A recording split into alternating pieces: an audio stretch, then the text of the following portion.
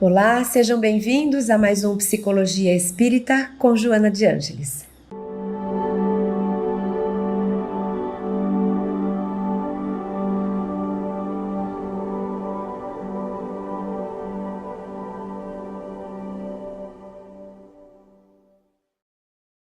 Hoje, em nosso episódio, é o dia de conversarmos um pouco.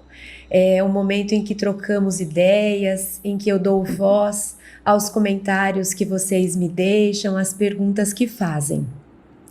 Nos 4 últimos episódios, nós conversamos sobre nossa essência, o que nós carregamos em nosso mundo íntimo, quem realmente sou. Nós falamos sobre esse processo da individuação, da importância de investirmos para que nossa própria história apareça, ou seja, diferenciar o nosso eu daquilo que nos envolve, os costumes, as tradições, as modas, as culturas. Então, de fato, em minha essência, quem é esse espírito?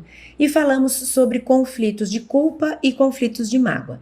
Então, eu vou fazer como a gente está acostumado, eu vou trazer sempre um slide dos que foram apresentados, dentre os que foram apresentados no dia do episódio, eu seleciono aquele que consegue trazer no seu conjunto uma ideia do que nós trabalhamos.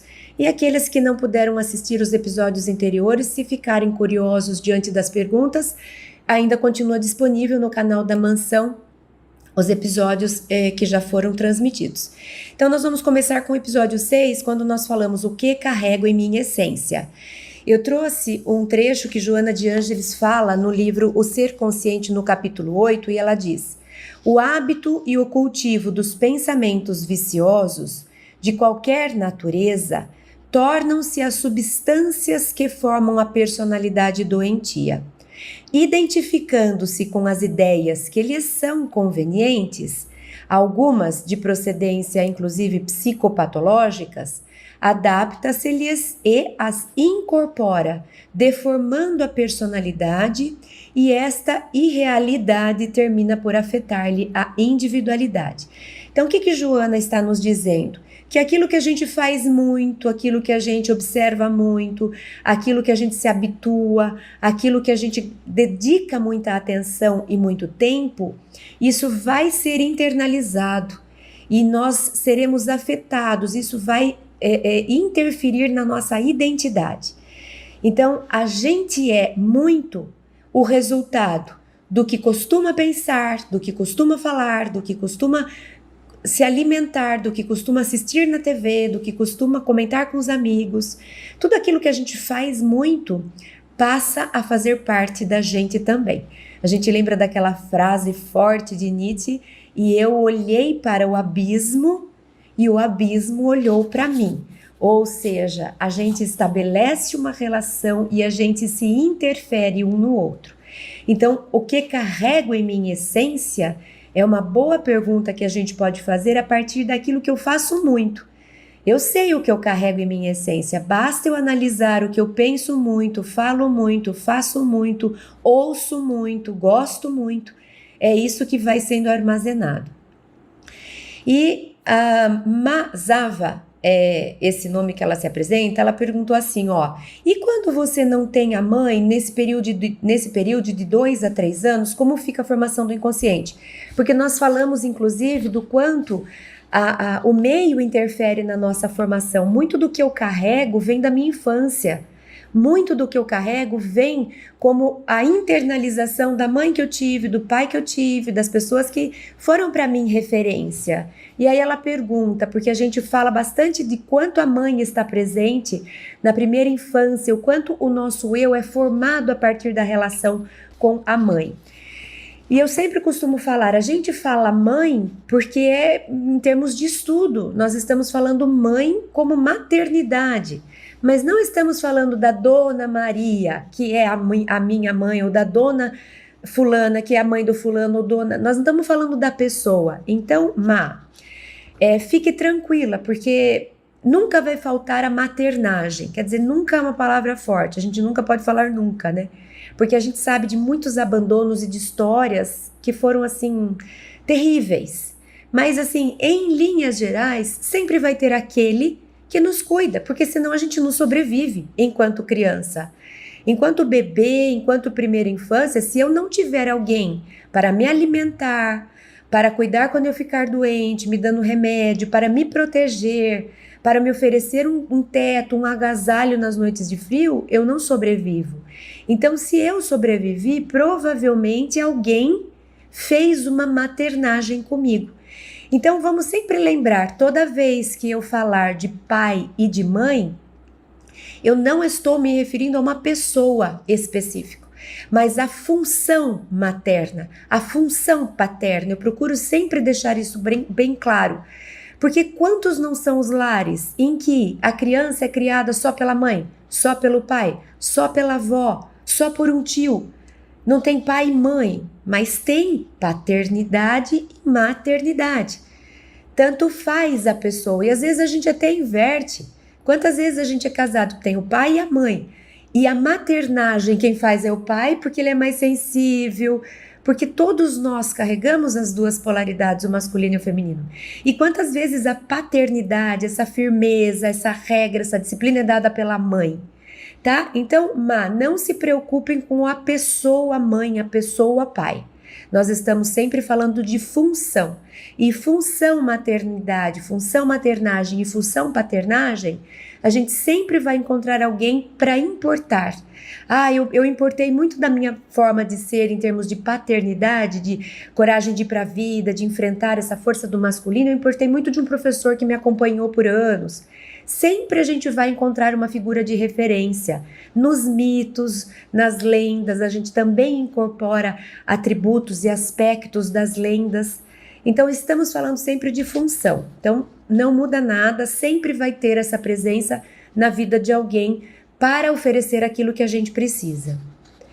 A Cláudia Rebelo, ela fala assim, hoje, né, ela compartilha com a gente um acontecimento, e eu quis trazer porque eu achei interessante. Ela diz assim, hoje eu acordei, abri o livro dos Espíritos e estava falando sobre este assunto.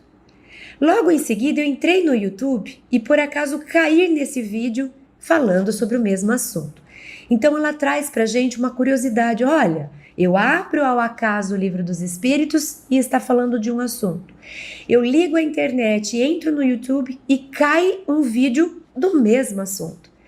E aí eu aproveitei a oportunidade que a Cláudia me deu para trazer um assunto que é um assunto junguiano. Jung descreveu, Carl Gustav Jung, psiquiatra suíço, fundador da psicologia analítica, essa psicologia profunda, que é também base, além dela, transpessoal, para as obras da série psicológica de Joana de Ângeles.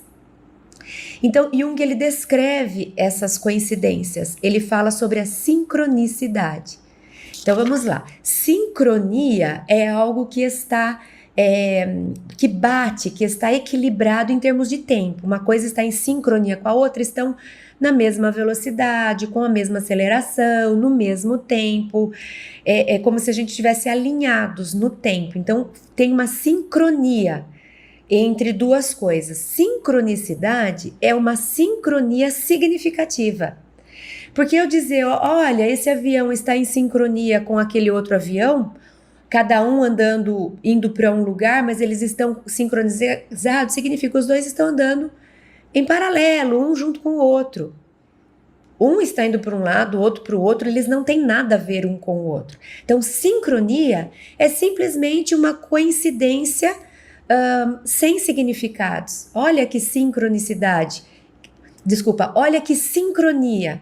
Isso bate com aquilo, as duas coisas aconteceram ao mesmo tempo. Ou seja, por exemplo, eu abro a porta do carro enquanto eu estou olhando, o meu marido abriu a porta da casa, nós abrimos a porta do carro e da casa ao mesmo tempo. Coincidência, sincronia. Que sincronia, hein? Ou às vezes a gente vai falar alguma coisa e a gente fala uma frase, nossa amiga fala uma frase, a gente fala a mesma frase ao mesmo tempo. Puxa, que sincronia, hein? Então essas sincronias são duas coisas que estavam conectadas no mesmo tempo.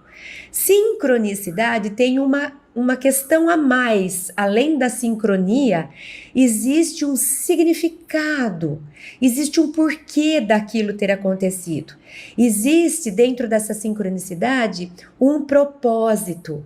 Então, quando a Cláudia nos fala, olha, eu abri o Livro dos Espíritos e liguei o YouTube e cheguei no mesmo assunto, além de uma sincronia de temas, existe, me parece, pelo que ela descreve, uma sincronicidade. Por quê?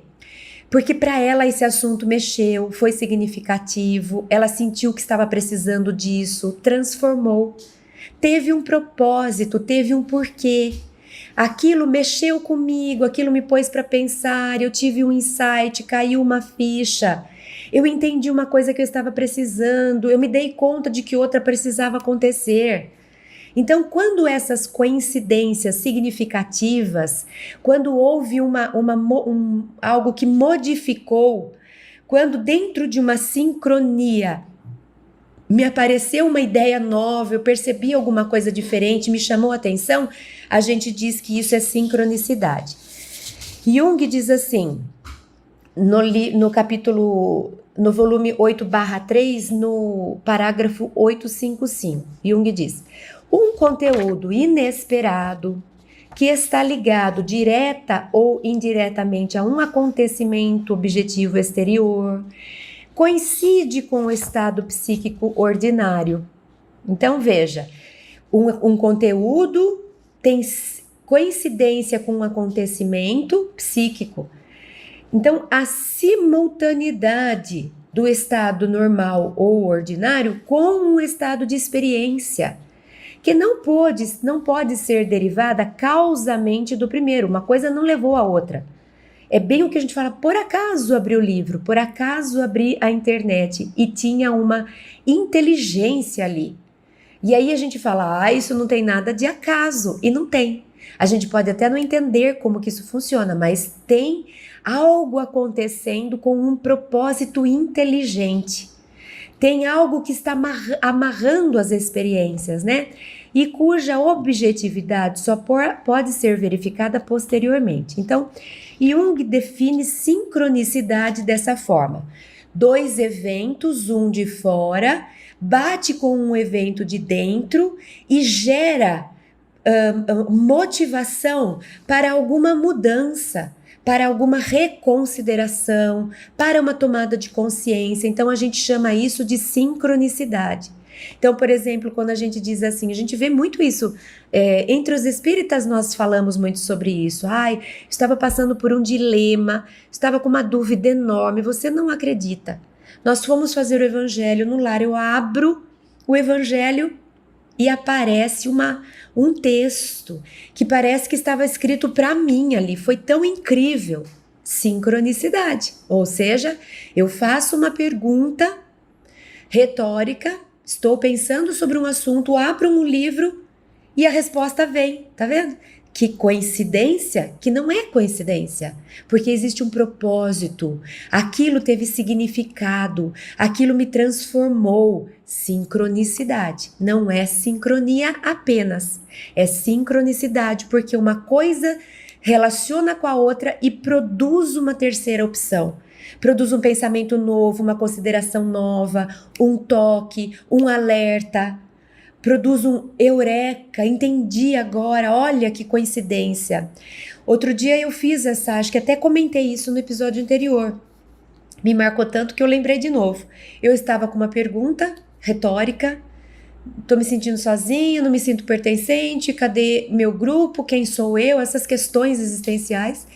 E aí vem uma música, eu olho o pôr do sol, lembro do irmão Sol, lembro da música que ele cantou, o irmão Sol, da irmã Lua, começo a cantar e a resposta estava na letra.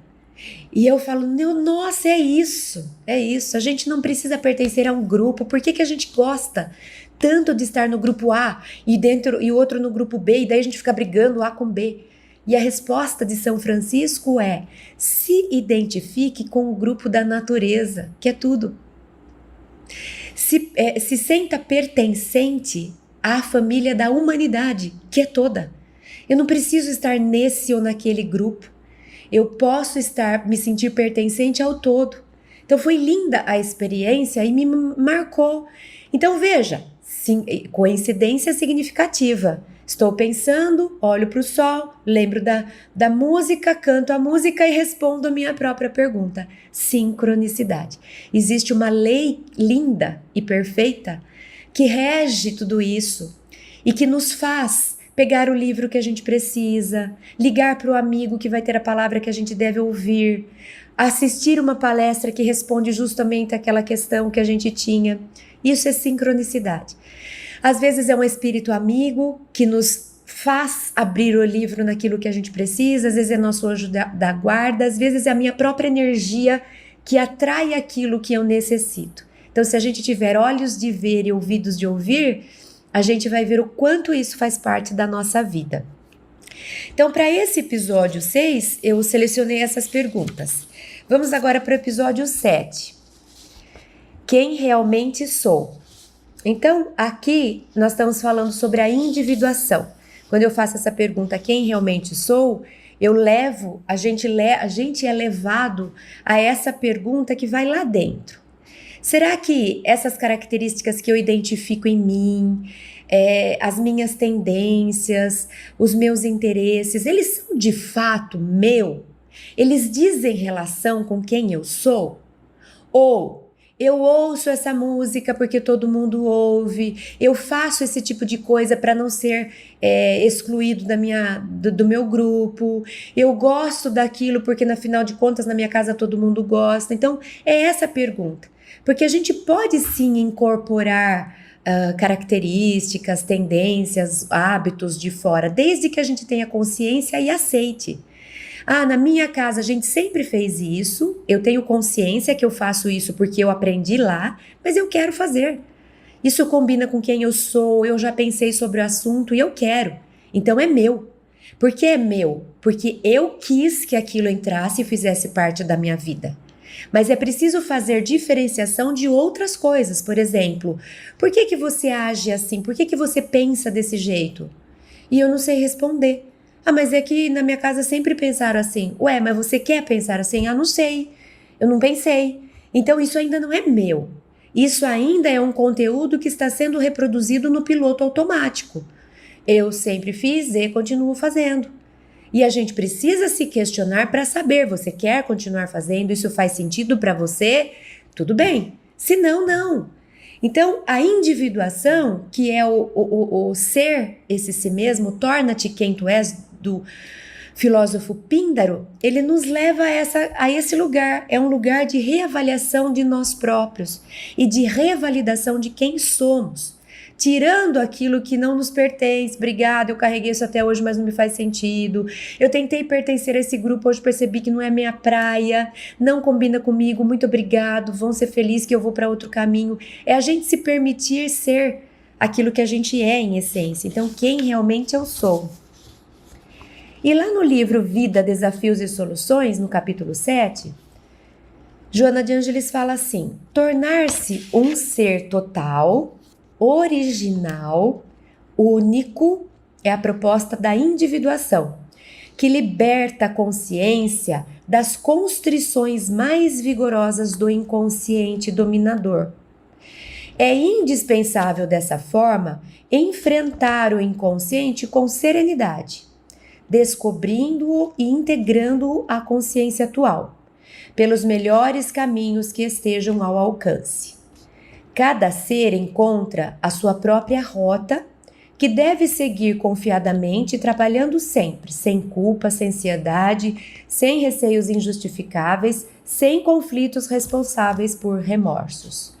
Então, é preciso que a gente tenha a coragem de fazer esses enfrentamentos. E é o único caminho que a gente tem para fazer o que Joana Pé diz que precisa fazer. Ela sugere, porque vem da psicologia profunda essa sugestão que a individuação nada mais é do que o alinhamento de eixo ego-self. Ou seja, ego, centro da consciência, me ajuda a viver aqui, nesse mundo, nesse momento, nesta vida. Eu sou esta personalidade, o ego se identifica com ela, eu conheço esse mundo, eu gosto disso, eu corro atrás daquilo, meu sonho aqui. Então, esta vida atual, consciência, ego. Mas eu não sou só isso. Eu tenho um outro mundo muito maior, que é o meu inconsciente. E lá no meio de tudo isso está o self, o espírito, que é o centro da totalidade da psique. E esse self, ele também, lá no inconsciente, também tem conteúdos. Então não adianta eu querer viver só como esta personalidade atual. Eu preciso lembrar e me aproximar quem eu sou também, lá no meu inconsciente. Quais conteúdos que estão lá e que eu nem sei. Eu preciso fazer essa busca, esse mergulho para minhas zonas sombrias, para o meu desconhecido. E eu preciso trazer esses conteúdos para eu me ampliar, para eu me conhecer mais. E aí eu vou dizer assim, nossa, eu achava que eu era tão paciente, até eu descobrir em mim um aspecto super ansioso em algum momento, dependendo do assunto. Então eu vou me ampliando. Antes eu achava que era só isso e aquilo. E hoje eu vou percebendo que eu sou uma complexidade de atributos e de aspectos, né? Então, essa busca que a gente faz, indo para dentro, tentando reconhecer outros lados nossos que não são tão visíveis, é o alinhamento do eixo ego-self, é a gente se aproximar do nosso mundo íntimo e a gente se conhece mais, porque olha, nós somos um ser total, original e único. Deus nos fez assim. E eu preciso descobrir essa minha identidade peculiar, particular e única. Ao invés de querer ficar parecendo igual aos outros, ser igual aos outros, fazer uma força para ser que nem fulano, para imitar ciclano, na verdade a gente deveria se esforçar para saber quem a gente é. Essa é a proposta da individuação, quem realmente sou. E aí eu trouxe também 2 comentários para a gente acrescentar na nossa reflexão. Eu trouxe um comentário do Demétrio Matos, ele falou sobre a metanoia. E eu achei que é um outro tema, do mesmo jeito que a gente falou sobre a sincronicidade, a metanoia também é um conceito interessante para a gente trazer e incorporar. Tem tudo a ver com nossos estudos. A metanoia, quando a gente vai estudar a palavra, a origem da palavra é uma expressão que quer dizer mudar de mente. E mudar de mente faz parte do processo de desenvolvimento. Faz parte da lei de progresso. Se alguém chegou na Terra, viveu aqui muito tempo e foi capaz no final de falar assim, eu não mudei. Aquilo que eu pensava 30 anos atrás, eu continuo pensando. Um sinal de alerta enorme deve pipocar aqui na nossa orelha, no nosso ouvido, porque ninguém vem para a Terra para ficar como era. A gente vem para a Terra para fazer esse processo de mudar de mente. Mudar de mente não é abrir mão de princípios, pelo contrário. Valores universais, eles não são modificáveis, mutáveis. Eles se referem à lei divina e está lá. Então não estamos falando de princípios, estamos falando de forma de olhar para o mundo, de pensar. Isso precisa de modificação no sentido de desenvolvimento. Então cuidado se a gente acha, eu sou a mesma pessoa, eu não mudo não, cuidado. Porque a gente veio para mudar para melhor. A gente veio para crescer, para desenvolver, para ampliar. Então a metanoia é uma consideração, é um conceito que explica isso. E a gente faz algumas mudanças de mente principais na vida.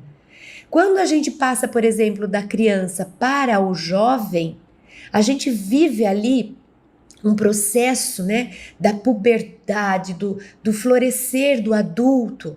É uma mudança enorme, muda muito a nossa forma de pensar. A gente vive, inclusive, algumas perturbações, porque a gente sai de um lugar que já não nos cabe mais, mas a gente ainda não chegou no próximo. Então é uma época de transição, de perguntas. E a gente vai fazendo essas fases, quando a gente se casa, quando a gente se torna mãe, quando a gente vai trabalhar, quando a gente começa uma coisa diferente. Então tem muitos marcos, muitos ritos de passagem que nos levam a novos e maiores estados de consciência. E a metanoia é um dos principais. E ela acontece nessa metade da vida. Jung fala da metade da vida. É nesse período que é muito relativo, mas tem pessoas que com 30, tem outras que com 40 e tem outras até perto dos 50, é que começa a perceber que eu já não sou mais aquela, eu já não me reconheço mais, as coisas já mudaram de valor, aquilo que eu valorizava já não valorizo mais, estou necessitando de valores mais para dentro, não me encanto mais tanto com as coisas do mundo, preciso sim responder às questões internas. Então, essa questão da metanoia é algo que é bastante interessante, né? E Jung fala do arquétipo do velho sábio que aparece nessa metade da vida. Então, Jung faz traz uma figura de linguagem bonita. Ele diz que a gente pode comparar a nossa vida na Terra, né? A nossa vida, a gente pode comparar como o nascer do sol. Então, nós temos um momento de ascensão. E ascensão é a ascensão do ego, ou seja, eu nasci e eu preciso me apropriar da vida na Terra. Eu preciso aprender como funcionam as coisas aqui, eu estou aqui. Eu preciso desenvolver o meu ego. Eu preciso sonhar com as coisas daqui, eu preciso desejar as coisas daqui, eu preciso ter ambição para que eu viva, senão eu não quero fazer nada. Se eu não me identificar minimamente com as coisas daqui, para que eu vou estudar? Para que eu vou ter emprego? Eu vou vir e ver na praia, eu apanho coco, eu bebo a água, eu planto alguma coisa. Então, para a gente querer se desenvolver, estudar, aprender, ter que lidar com as situações, se frustrar, conquistar, disputar uma vaga, não conseguir passar. Para a gente lidar com as coisas na Terra, a gente precisa ter essa ascensão do ego. Então, na primeira metade da vida, o Sol está nascendo, ele se elevando até a metade do dia. Da metade do dia para frente, a gente começa a fazer é uma descida, né? Aqui a gente ascende, lá a gente descende. Então, essa descida agora já não é mais o ego já aprendeu, conquistou, testou, experimentou. Agora aqui a gente aprende a viver e na metade da vida para frente a gente aprende a morrer. A gente aprende a morrer no sentido de que agora as coisas que mais interessam são aquelas que já não são mais da Terra. Então eu fico mais,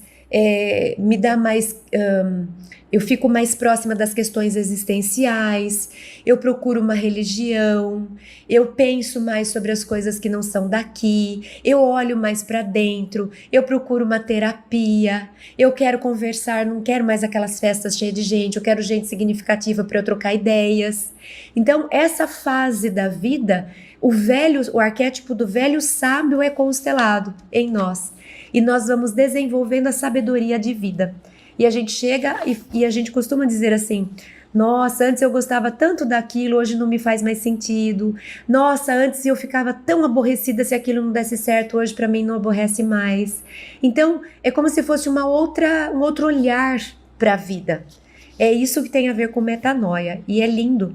Então, é uma época de nascer do ego e morrer, nascer do self e morrer do ego, não no sentido de aniquilar, mas do que cresce mais. Primeiro cresce mais o ego, preciso me apropriar da vida, depois eu preciso me apropriar das coisas do espírito, o ego sai um pouco e o self, o velho sábio, entra em questão. Então, achei interessante a gente trazer. E a Jussara Milbrat diz assim: tive uma experiência e me dei conta daquela situação, não deve ter sido uma experiência boa, mas agora eu posso escolher, não sou mais aquela criança que antes obedecia, que tinha que obedecer. Foi o que me libertou daquele sofrimento de ficar abandonada, agora eu escolho e não mais aceito por imposição. Então achei interessante porque ela fez esse depoimento e acho que serve para muitos de nós. Quantas vezes nós caímos nessa armadilha, passamos um tanto de tempo da nossa vida tentando corresponder, tentando agradar, tentando amenizar, ser boazinha, atender para o outro ficar feliz comigo, para ele me valorizar. Quanto que a gente não fez isso e daí a gente chega no momento em que a gente fala: olha, quer saber, eu tô me abandonando para poder ser quem o outro quer que eu seja. E aí a gente cresce, a gente fala: não, eu vou me cuidar, eu não preciso. Ah, mas e se o outro não gostar mais de mim? Paciência. De fato, ele nunca gostou. Ele estava bem conveniente comigo porque eu fazia tudo o que ele queria. Então, não quer dizer que eu vou me separar, mas quer dizer que eu vou me cuidar. Então eu cresço, fico adulta e passo a cuidar de mim. Ali eu passo a poder escolher o que para mim faz sentido. Se para o outro fizer, ótimo. Se não fizer, paciência. Cada um tem que se responsabilizar por si. Então eu agradeço a Jussara, porque ela trouxe pra gente um exemplo dessa história de eu cuido de mim, eu enfrento os meus problemas, eu tenho autorresponsabilidade, ao invés de ficar esperando o outro, né? Então, o episódio 7. No episódio 8, a gente falou sobre conflitos de culpa.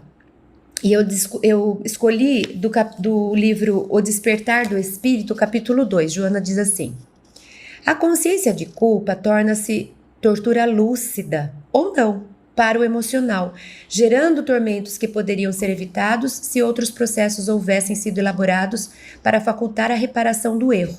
Por isso mesmo, ao invés de pecado ou culpa, surge o conceito de responsabilidade, mediante a qual a colheita deriva da semeadura, sem qualquer expressão castradora do discernimento nem fatalista do sofrimento.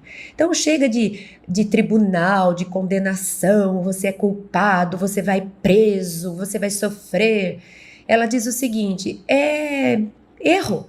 Fiz, semeei, joguei semente errada, plantei coisa que não foi boa de colher, tudo bem.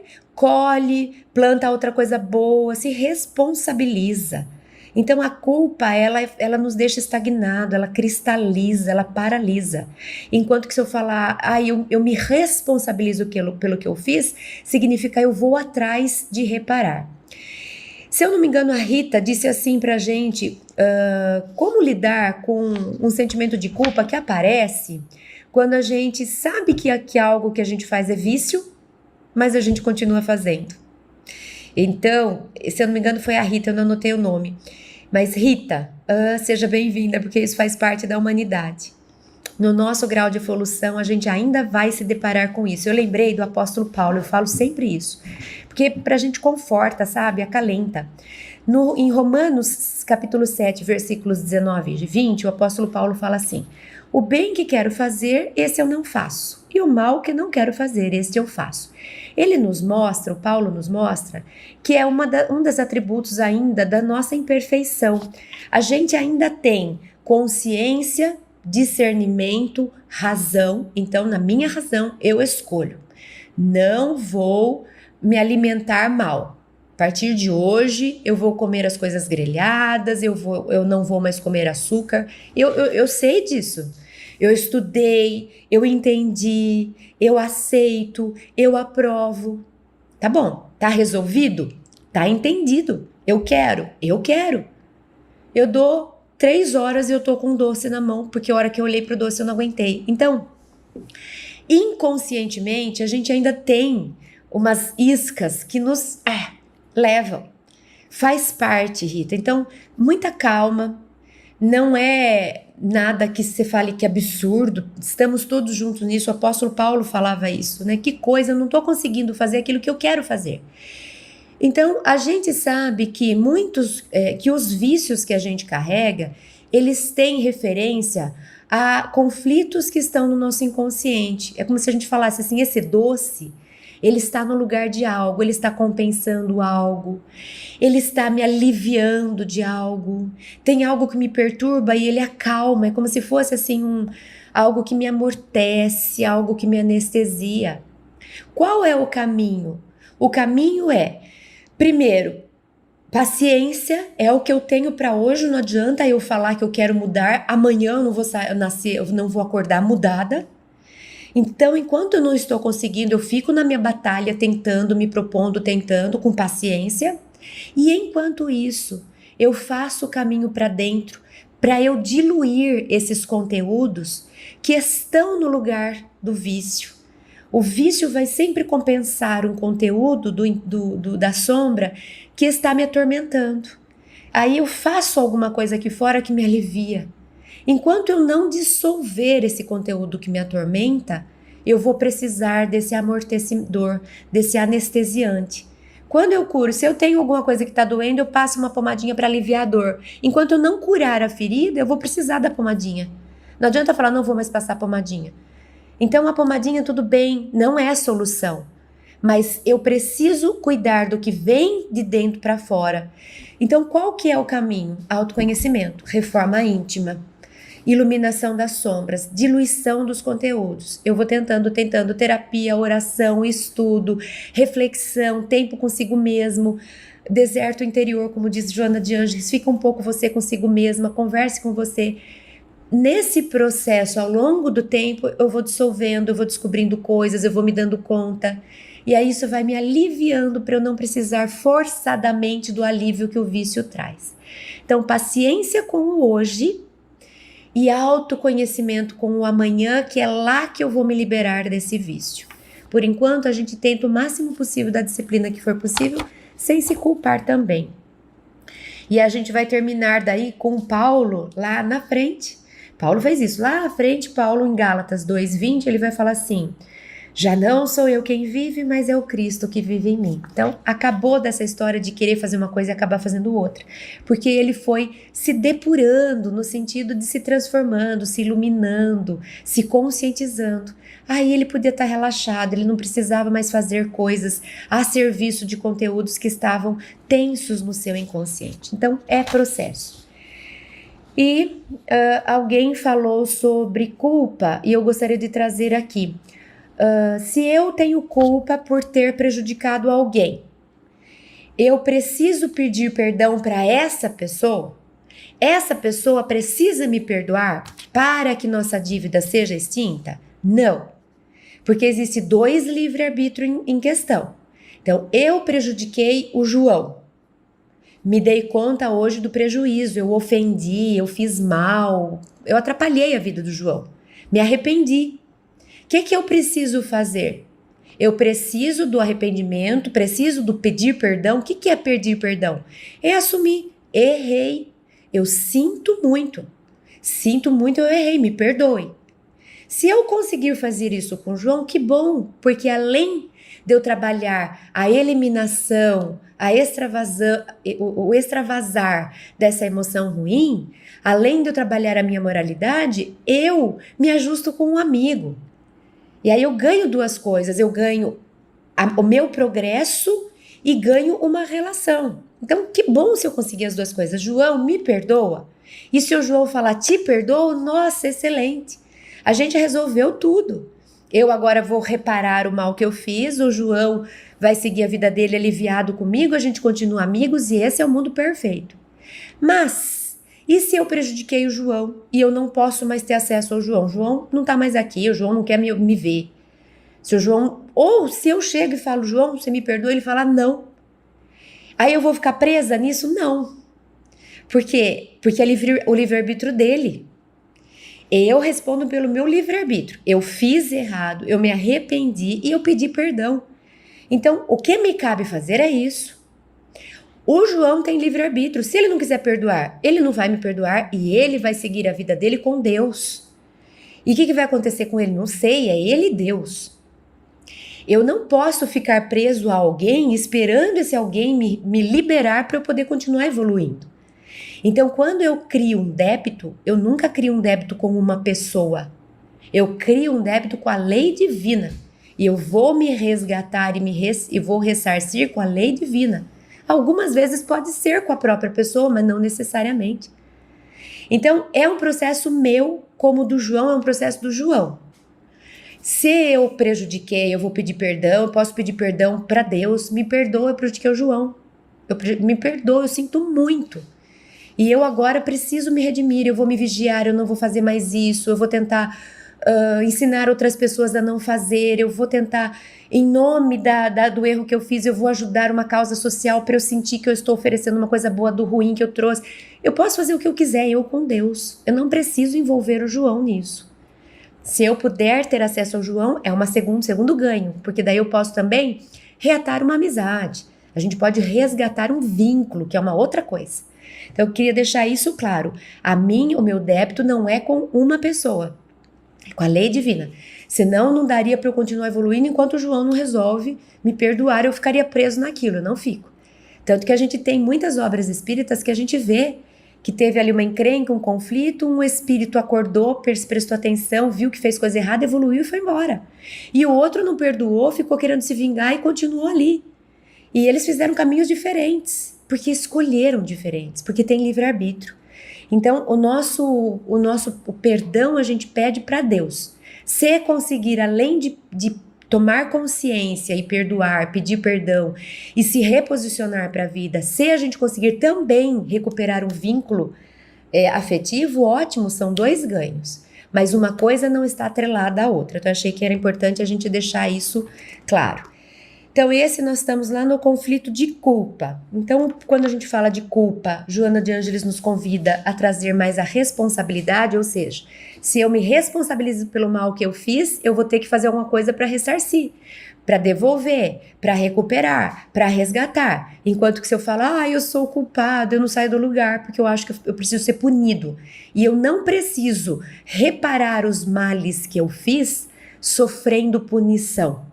Eu preciso reparar crescendo, restituindo, ressignificando. Eu fiz o mal nessa área, agora eu quero fazer o bem. A gente não vê isso também quando a gente conhece histórias de pessoas que reencarnaram?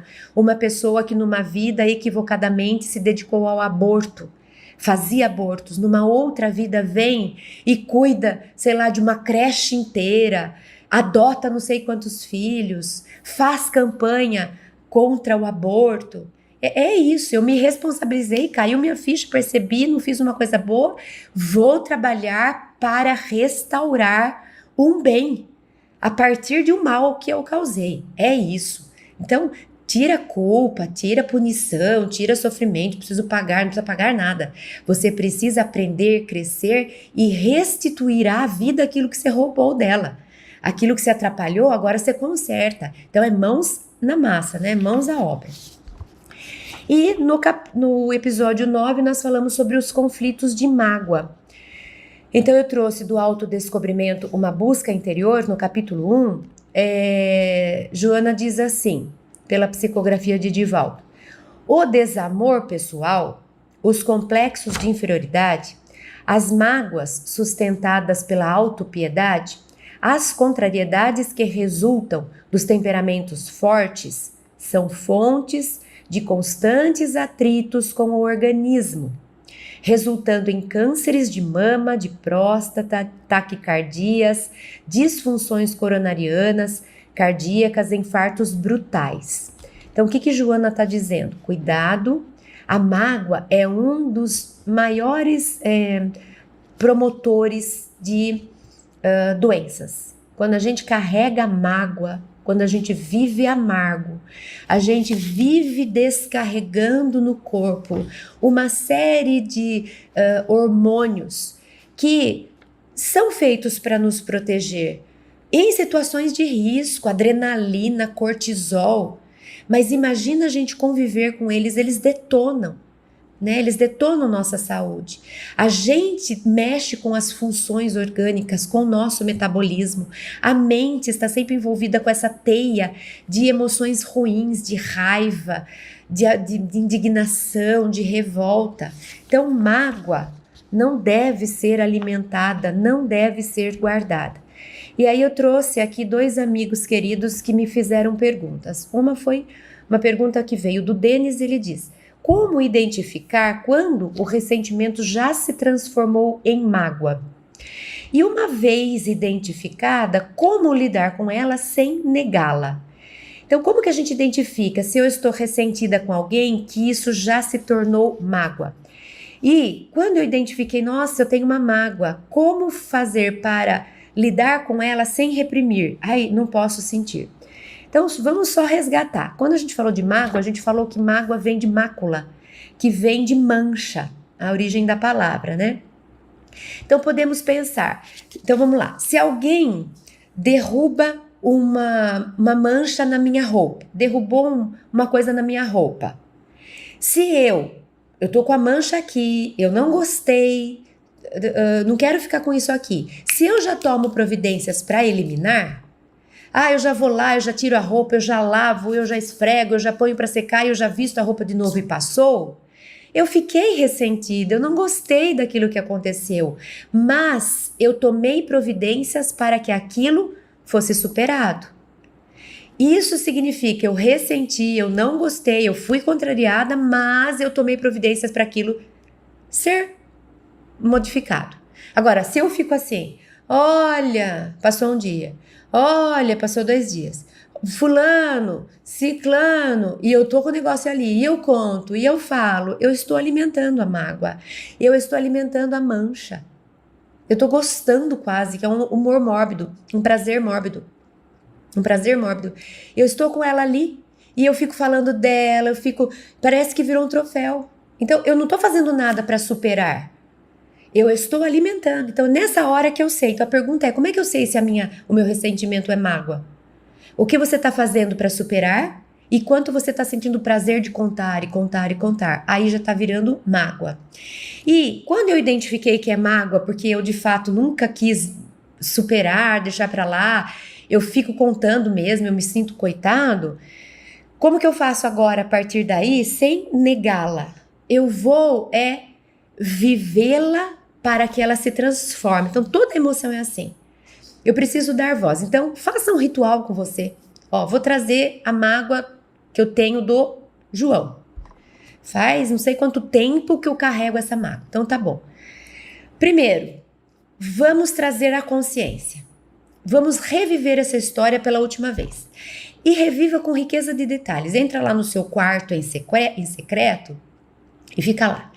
Fala tudo de novo, o que você sentiu, o que você esperou, a sua frustração, a sua indignação, o que você não se conformou. Fala, deixa a emoção brotar. Vai dar uma raiva, vai dar uma tristeza, deixa vir. Pronto, viveu a emoção para ela não ficar reprimida? Deixa ela sair. Pronto, ó. Senti, deixei a raiva sair, xinguei, soquei travesseiro, fiquei com raiva, vivi a emoção, pronto. Agora chega. O que me cabe? Eu decido não ficar remoendo mais essa situação. O João vai se entender com Deus e eu vou cuidar da minha vida. A partir de hoje eu decido. Não quero mais olhar para isso, não quero mais tocar nesse assunto. Passou. Eu abro mão. Tem até alguns rituais que a gente pode fazer. Às vezes a gente fala assim, ó, escreva uma carta promissória. Pega uma carta promissória mesmo. Fulana de tal, não, assim, ó, João, né, fulano de tal, você me deve isso. É uma carta promissória, né? Aí, é assim, ele me deve, mas eu vou ficar andando com isso me pesando? Ele não vai pagar, às vezes ele nem sabe que ele me deve, é uma coisa minha. Então faça um ritual, pega essa carta promissória e fala assim, eu libero você dessa dívida, porque eu não aguento mais ficar carregando essa mágoa. Então, ó, a partir de hoje, rasga. Aquela dívida, aquilo que você me fez passar, aquilo que você me fez sentir, acabou. Então faz um ritual para você sentir o fechamento da história. Rasga, põe fogo e passou. Não vou mais falar aquilo ficou no passado, aconteceu, é história para contar quando, sei lá eu. Não é para ficar revivendo e fecha. Então esse é o caminho para a gente não negar. É a gente viver, validar, trazer à tona e decidir encerrar e deixar para trás e viver a vida daqui para frente. O Felipe perguntou assim, às vezes eu fico magoado com alguém e eu fico esperando a pessoa vir se desculpar comigo. Alguém me fez um mal e eu fico magoado e eu tô esperando. E a pessoa não vem, às vezes a pessoa nem viu, nem sabe. A pessoa não vem e eu continuo com a mágoa. Inclusive tendo reações fisiológicas. O que fazer? Renunciar às expectativas, Felipe. A gente fala, eu respondo por mim e o outro responde por ele. Então, nem sempre vai dar para eu escolher o que o outro vai fazer. Então, é sempre interessante, né? Você fazer o que te cabe fazer. O que eu posso fazer por mim? Se o outro fizer, estou no lucro. Se ele vier pedir desculpa, ok, então estou no lucro. Se ele não vier, eu, como adulto responsável por mim, estou garantindo que eu vou andar para frente e não vou ficar sentado esperando alguém vir me liberar da mágoa pedindo perdão. Então, como que eu posso fazer? Exatamente como eu falei. Reviva a situação, fale o que você tiver com vontade de falar. Eu não esperava isso de você, eu fiquei muito triste. E parece que você nem se importa, porque você nem veio me pedir desculpa. Não precisa falar para a pessoa. Se você tiver uma relação muito próxima com a pessoa, que você achar que precisa e cabe, você pode chamá-la para uma conversa. Não de acusação, mas para você contar para ela como você está se sentindo. Olha, aquele dia que a gente se encontrou e você falou aquilo, eu queria que você soubesse o que eu senti. Eu senti isso, eu pensei aquilo, eu fiquei vários dias esperando. Fale de você. Não acuse, você nunca podia ter feito, você não podia ter falado. Não fala dele. Comunicação não violenta. Fale de você, explica, abre seu coração. Isso vai ser uma catarse, isso vai ser uma confissão e vai te fazer bem. E o que o outro vai fazer com isso? Ele pode virar para você, não vi nada disso, não aceito nada do que você está falando. Tá bom, siga a sua vida, eu sigo a minha. Então, de alguma forma, você precisa trazer isso à tona, precisa trazer isso à consciência. Se você achar que cabe, faça isso com a pessoa, conte de você para a pessoa. Se não, nem precisa envolver a pessoa, fale você no secreto do seu quarto, como Jesus falou, né? E ali, dê voz, fala, conversa com Deus, conversa com Jesus, abre seu coração, põe para fora. Respira fundo, pronto. E agora eu vou ser feliz, porque eu não posso ficar aqui esperando o outro fazer o que eu quero que ele faça. Então, abre mão das expectativas, viva aquela emoção e escolha deixar para trás. E aí se libera e volta a ser feliz. E ainda a Siri de vez em quando fala com a gente aqui. E ainda o Felipe me disse assim, e depois que eu perdoei uma ofensa e superei uma mágoa, percebo que um dia, no futuro, ao me relacionar com a pessoa e viver alguma situação parecida com a anterior, volta o sentimento. O que aconteceu? Então é assim, acontece que você teve uma experiência sobre um assunto e não esqueceu. É um ótimo sinal. Assim que a gente aprender a não repetir, assim que a gente aprende a não repetir o mal que nos faz mal. Mas a gente precisa analisar a emoção. Então é assim, eu passei por um apuro, eu fui passar por uma ponte e a ponte balançou, eu não estava atenta, aquilo passei o medo, achei que eu ia morrer. Ok, o tempo passa, eu vou passar por outra ponte, a emoção volta.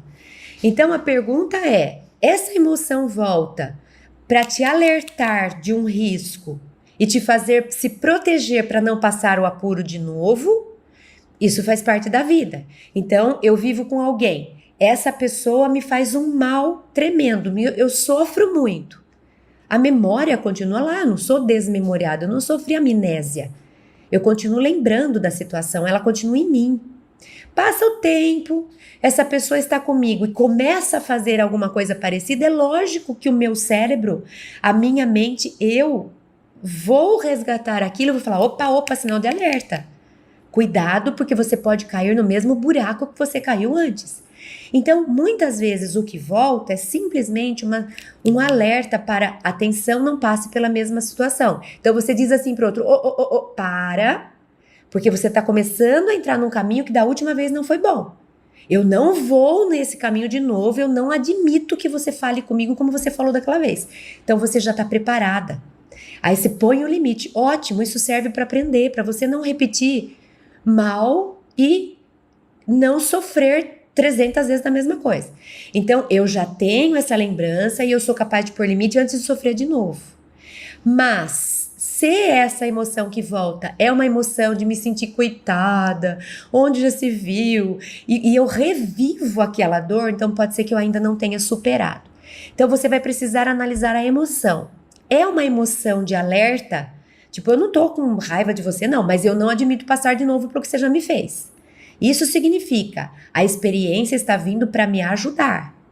Agora, se voltar à mesma situação, eu tô com raiva de você, porque você de novo, se é drama, se tem drama na história, significa que você ainda está sob o efeito daquilo, aquilo ainda não foi diluído. Você precisa ainda revisitar aquela história para poder, de fato, se liberar da mágoa, perdoar, se perdoar. Então, analise a sua emoção, que ela vai te dizer se você ainda está preso naquela situação ou se é simplesmente um alerta que surge porque você sabe o que aconteceu antes e você deve se proteger para não viver de novo a mesma situação. Bom, e assim a gente encerra as perguntas e respostas. Desculpa se ficou alguém sem resposta, a gente tem um tempo limitado. E se ainda assim alguma dúvida permaneceu, não tem problema, vá para os próximos episódios e leve a pergunta, inclusive explica lá, dizendo para mim que essa pergunta que você traz é de um episódio lá de trás e a gente volta, nós estamos aqui para trocar. Espero que tenha sido mais claro para vocês, voltar um pouquinho nos temas e que vocês estejam aproveitando. Eu, da minha parte, posso dizer que é uma das coisas que mais me dá alegria na semana. É me preparar, é preparar um assunto para nossa reflexão. Fiquem bem, que Deus abençoe vocês e até a semana que vem.